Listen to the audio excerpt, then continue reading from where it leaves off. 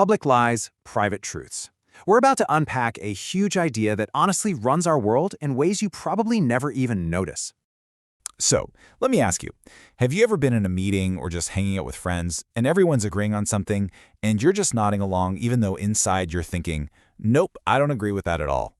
You know that feeling, right? Just biting your tongue to fit in? Of course you have. Pretty much all of us have done it. Well, that little white lie, that small act of social survival, it actually has a name. And once you get it, you'll start seeing it everywhere, from why your team at work makes weird decisions to how entire countries can just suddenly change. The official term for it is preference falsification. Yeah, I know, it sounds a little academic, right? A bit dry, but don't let that fool you. This is one of the most powerful and often invisible forces pulling the strings in our society. So what is it really? It's super simple. It's the gap between what you really think and what you say you think. It's telling your boss their terrible idea is brilliant. It's pretending to love a movie everyone else is raving about. Basically, it's saying what you think people want to hear instead of your actual, honest-to-goodness belief. Okay, so why? Why on earth do we do this? It seems kind of crazy, right? Well, it all boils down to a very basic, very human instinct: survival. Think about it. We do it to dodge criticism, right? To avoid getting kicked out of the group. We do it so we don't look like an idiot, so we can keep our friends, and sometimes, literally, to keep our jobs. The price of speaking your mind can feel way, way too high. You know, there's actually a perfect story that explains this whole thing.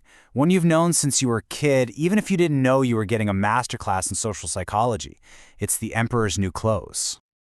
So, you remember the setup, right? An emperor gets these amazing new clothes, with one catch: they're invisible to anyone who's a fool or bad at their job. It's the perfect social trap, because, spoiler alert, there are no clothes. And what happens? Everyone, and I mean everyone, goes on and on about how beautiful the clothes are. Oh, magnificent, just stunning. Nobody wants to be the one person to say, I don't see anything, because, well, that would make them look like a fool. They are all, every single one of them, falsifying their preference. And then, this little kid, who doesn't get the memo about the social pressure, who hasn't learned to play the game yet, just blurts out the truth. He just yells what everyone else is thinking. And boom, just like that, the spell is broken. The whole shared lie just shatters into a million pieces. The kid's honesty gives everyone else permission to finally admit what they knew the whole time. That entire fake reality, built on this one big lie, it just collapses. Okay, so it's a cute story. But what does it have to do with the real world? Well, everything. Because this isn't just about some awkward party conversation. This idea has huge, history-shaping consequences. And this is where it gets really dangerous. On the surface, in public, you see what looks like total agreement. Everyone supports the plan. Everything looks stable, predictable. But underneath the surface, in private, that's where the real truth is. Lots of people secretly disagree. The system is actually super fragile. And the future? It's about to be a huge surprise. I mean, this is literally how things like the collapse of the Soviet Union can happen. To the outside world, it looked rock solid for decades. Why?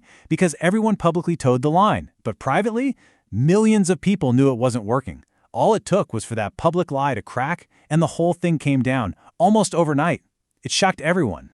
So what we're really saying is that an entire system, a company, a movement, even a government, can look incredibly strong, but actually be a total house of cards, held together by nothing more than a shared lie that nobody has the courage to call out. And that leaves us with one last question, a tough one. Take a look around at your own life, at work, with your friends, in your community, and ask yourself, what public lie are you a part of?